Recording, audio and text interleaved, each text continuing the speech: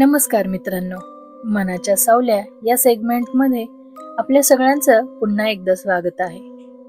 आपल्या सर्वांना एकटं राहायला आवडतं, स्वतःच्याच विचारांमध्ये हरवून जायला. पण काय होईल जर याच एकांतात तुम्हाला जाणवलं की तुम्ही एकटे नाही? काय होईल जर तुम्हाला तुमच्याच आत एक अनोखं अस्तित्व जाणवलं, जे तुमच्या प्रत्येक विचारांवर, प्रत्येक कृतीवर लक्ष ठेवून आहे? आज मी तुमच्यासाठी घेऊन आले आहे अशीच एक कथा, जी तुम्हाला तुमच्याच अस्तित्वावर प्रश्न विचारायला लावेल. अनिकेतची ही गोष्ट आहे एका अशा प्रवासाची, जिथे त्याला त्याच्याच मनाच्या सर्वात खोलवरच्या स्तरांवर एक अनामिक सत्य सापडतं. चला तर मग सुरू करूयात दुसरं मी हा विज्ञान कथा प्रवास. कारण वय जिथं संपतं, विज्ञान तिथं सुरू होतं. अनिकेत दररोज संध्याकाळी आपल्या अभ्यासिकेत एकटाच ध्यान करत असे. अंधाऱ्या खोलीत फक्त एक मंद दिव्याचा प्रकाश आणि त्याच्या श्वासाचा शांत लयबद्ध आवाज. शहराच्या गजबजाटातून दूर त्याला या एकांतातच खरी शांतता मिळे. पण हल्ली त्या शांततेत काहीतरी अस्थिर वाटायचं. त्याला नेहमीच एक अदृश्य अस्पष्ट अस्तित्व जाणवत होतं. ध्यानात खोलवर उतरल्यावर त्याला वाटायचं कोणीतरी त्याच्याच मागं उभं आहे. श्वास त्याचाच, पण त्या श्वासातून येणारी ऊर्जा वेगळी. कधी कधी त्याला आपल्या सावलीची हालचाल वेगळी जाणवायची, जणू ती त्याच्याच इच्छेविरुद्ध वागत आहे. त्याला स्वतःच्या विचारांमध्ये एक अनामिक असा वेगळा संघर्ष जाणवत होता, जणू त्याचेच काही विचार त्याला स्वतःपासून दूर खेचत होते. एका रात्री त्याने एक वेगळा प्रयोग करायचे ठरवले. त्याने आपल्या मनाच्या सर्वात खोलवरच्या स्तरांवर लक्ष केंद्रित केले. अचानक त्याला कोणीतरी त्याच्याच कानात काहीतरी बोलतंय असं जाणवलं. एक वेगळी कुजबूज जाणवली. आवाज त्याचाच होता, पण त्यात एक परकेपणा होता, एक गूढ गंभीरता. तू मी आहेस, पण मी आता वेगळा आहे. तू ज्याला दाबून ठेवले आहेस तो मी आहे.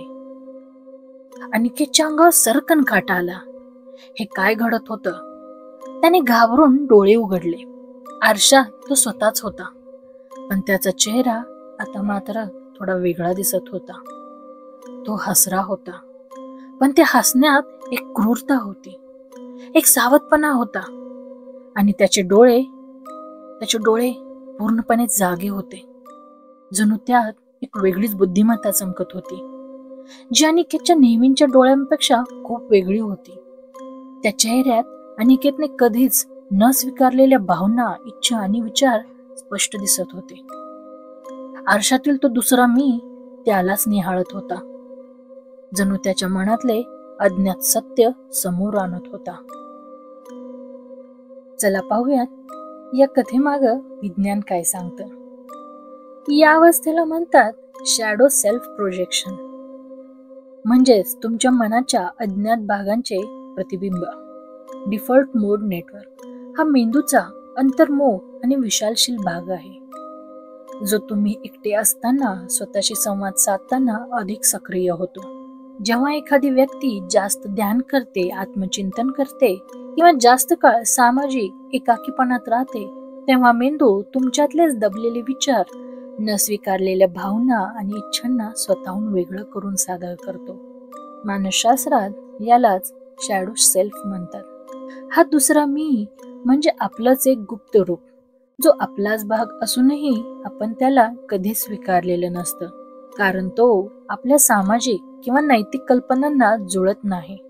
हा दुसरा मी आरशात दिसणे, आवाज ऐकू येणे किंवा स्वप्नात येणे हे मेंदूच्या खोलवरच्या विचारांचे आणि भावनांचे एक प्रकटीकरण असू शकते. आपल्या आत अंधारात दडलेली सावली कधीतरी प्रकाशात येते, आणि तीच असते आपलं दुसरं मी. आजचा हा मनाचा सावल्या सेगमेंट तुम्हाला कसा वाटला हे मला कमेंट्स मध्ये नक्की लिहा. तुमचे विचार, तुमच्या प्रतिक्रिया माझ्यासाठी खूप महत्वाच्या आहेत. ही कथा आवडली असेल तर लाईक करायला विसरू नका, आणि तुमच्या मित्रमैत्रिणींसोबत नक्की शेअर करा. चला, आता वेळ झाली आहे निरोप घेण्याची.